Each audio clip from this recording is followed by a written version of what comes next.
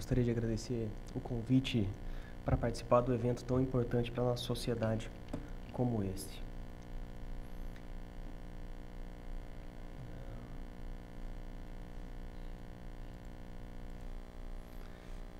Nos próximos 10 minutos eu vou falar um pouquinho sobre os aspectos técnicos da radiofrequência na ablação de veias perfurantes. O conflito de interesse eu presto consultoria para o Vinus. Apesar das perfurantes terem sido escritas em 1803, o seu papel hemodinâmico ele ainda tem muitas lacunas a serem preenchidas no seu entendimento completo. E o conhecimento da anatomia é fundamental, porque suspeitar de onde pode estar vindo essa fonte de refluxo é fundamental para você instituir o tratamento mais adequado. Chama atenção as perfurantes do arco posterior de Leonardo com a tibial posterior, essas são as mais frequentes e as mais associadas com úlceras. E esse desenho esquemático é muito importante para o entendimento de qual perfurante que ela vai ser bem tratada.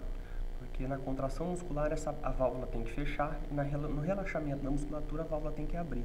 E quando a gente vai fazer a imagem ultrassonográfica, essa imagem do refluxo, a imagem positiva do refluxo é que a gente vai identificar como refluxo patológico. Muitas vezes essa perfurante é de drenagem e a grande onda de refluxo é para dentro do sistema profundo. Então, atentar para a onda aparecer exatamente para o sistema superficial para tratar a veia correta. Os critérios ultrassonográficos já foram bem definidos pelo professor Nikos como o refluxo, o tempo de refluxo maior do que 0,35 e o grupo de Vitória no Espírito Santo mostrando que o diâmetro venoso tem uma relação direta com o refluxo. Perfurantes com mais de 3,5 milímetros em 90% dos casos têm refluxo. E por que tratar? Porque as perfurantes elas estão associadas à recorrência de varizes, elas estão associadas a doenças avançadas, 66% vão estar classificadas entre 4 e 6. Como nós vamos ver um pouquinho mais à frente, somente a abordagem do sistema de safenas muitas vezes não cicatriza essas úlceras. E um dado muito importante é que até 50% das veias perfurantes identificadas no exame pré-operatório persistem após 2 anos, ou seja, essas perfurantes não estão sendo tratadas. E a ligadura extrafacial com somente a retirada das varizes, em muitas situações não trata a perfurante. Mas a pergunta que vem é, a ligadura de rotina de perfurante necessária? Isso é sabido que não. Alguns trabalhos mostraram essa informação e um deles foi muito interessante, que é o segmento dos trabalhos de ligadura subfacial endoscópica, mostrando recidiva em um ano de cerca de 30%. Então, por quê?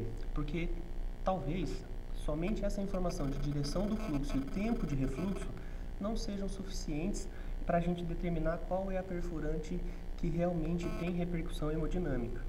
A hipertensão venosa ela se comportou teve um papel de vilão durante muito tempo, mas os estudos vêm mostrando que existe uma taxa alta de oxigênio na drenagem da úlcera. O fluxo pelo leito venoso ele é muito rápido, a captação de oxigênio na úlcera é baixa e as fístulas secundárias que foram aventadas como possibilidade de manutenção da úlcera não foram ratificadas.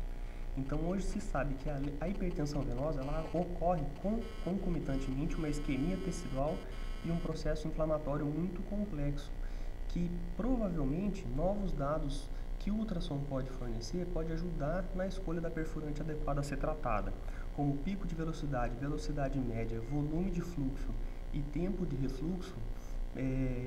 Todas essas características, quando bem avaliadas, podem nos dar dados que fundamentem o tratamento da veia perfurante.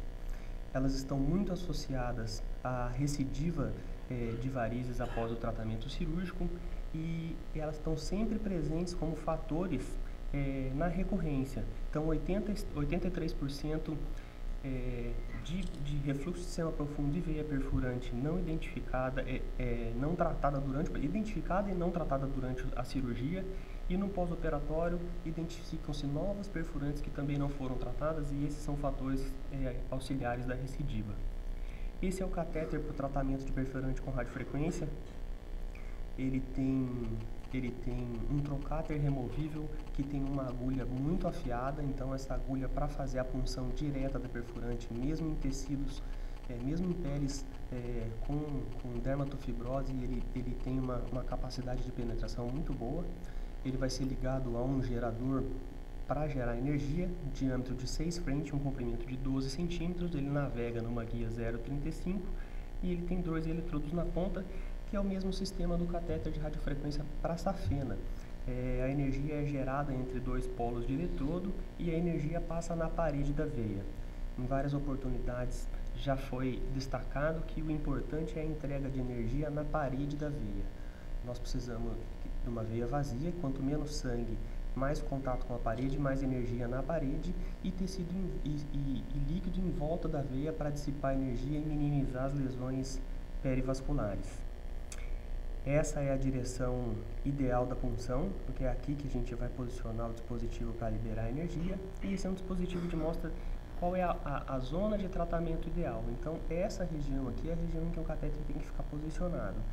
Chama atenção que ele tem que estar a 5 milímetros do sistema profundo e 5 milímetros da superfície da pele. Da pele, a gente pode criar esse espaço com tumescência, para baixo é um pouco mais difícil, então o importante é fazer a visualização do catéter com relação ao sistema venoso profundo. O refluxo sanguíneo, a visualização pelo ultrassom e a impedância no gerador são substratos que são utilizados para identificar o catéter dentro da veia. Esse é um outro desenho esquemático do posicionamento do dispositivo na perfurante. Esse é um vídeo esquemático para mostrar como ocorre. Então tá aqui a veia superficial, a veia perfurante que a gente vai tratar e a veia do sistema profundo embaixo. Então, nesse caso, essa é a veia-alvo, vai ser feita um botão anestésico para punção, pode ser feito uma microincisão com lâmina de bisturia. Aqui no dispositivo ele vai mostrar o catéter navegando por um abocate, mas a punção pode ser direta com o dispositivo, porque o estilete é muito bom. Observe seu refluxo de sangue, ele vai passar o catéter, e aí aqui chama a atenção do posicionamento do catéter a meio centímetro do sistema profundo. Aqui pode ser a tumescência, tanto anestésica quanto para colabar essa veia em contato com o catéter, faz-se a compressão com o transdutor e a ablação ela vai ocorrer nos 4 quadrantes, 1 minuto para cada quadrante.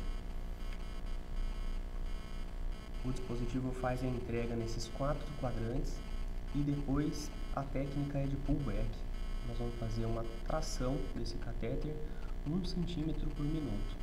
É o que ele vai fazer agora, que é para fazer a entrega da energia no segmento interfacial.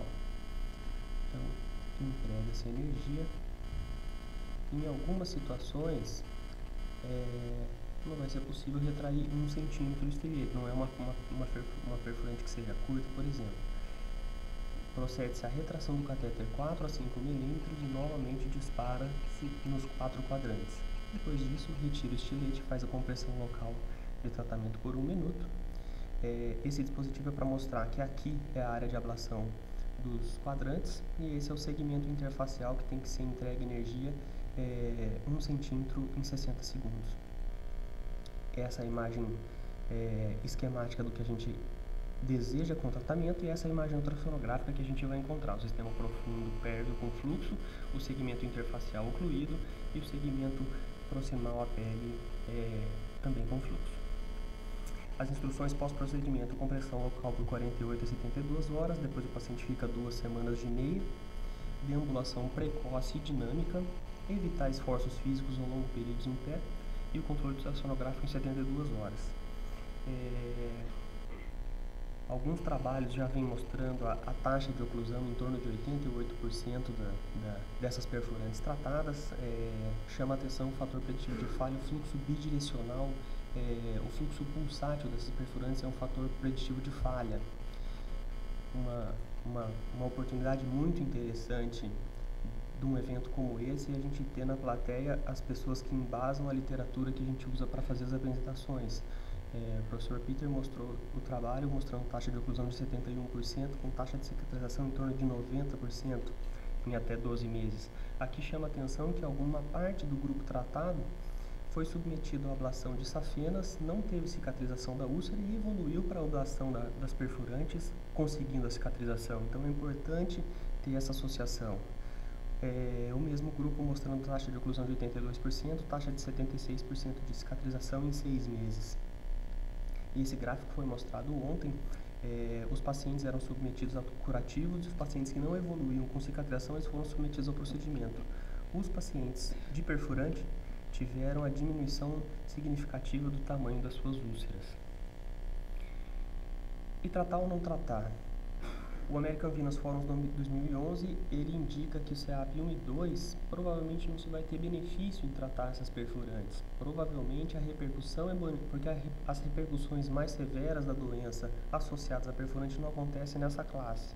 Já no CEAP 5 e 6, é muito frequente na prática clínica se encontrar úlcera mantida pela úlcera. Então aqui o tratamento é muito bem indicado, é claro que vai do julgamento clínico de cada cirurgião. Para concluir, um procedimento factível, com bons resultados, desde que tenha uma boa indicação, escolher a veia certa a ser tratada, com baixa taxa de complicações. Muito obrigado.